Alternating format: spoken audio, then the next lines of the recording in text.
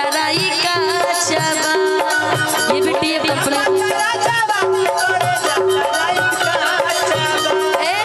खोले ना पतरा जवानी करेगा चराई का चबा। भौजी हमरा के नहीं हर बुला ले मरद अभी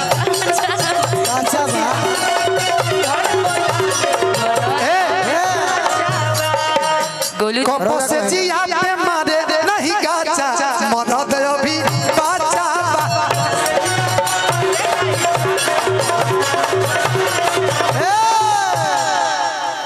कि जाई नहीं हो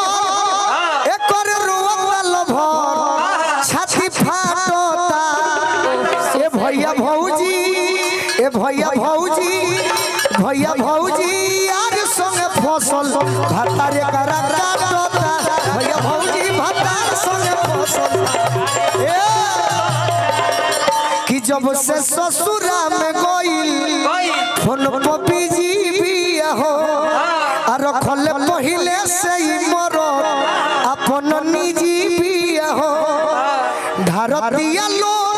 ए हो मोरनी के मोर रहिया ताकता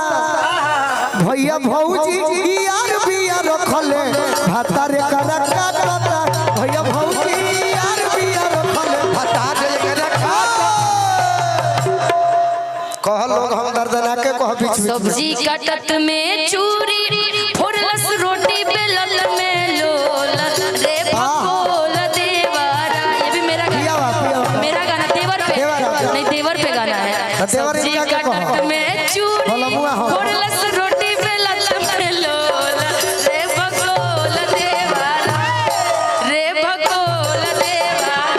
तो पीठ पर लागल बजावे ढोल रे भगोल देवरा कि पीठ पर लागल बजावे ढोल सब्जी कटत में चूरी फोड़लस रोटी बेलल में लोल रे भगोल देवरा। खुश बड़लो सब्जी कटत में चूरी रे भगोल देवरा तो पीठ पर लागल बजावे ढोल रे भगोल देवरा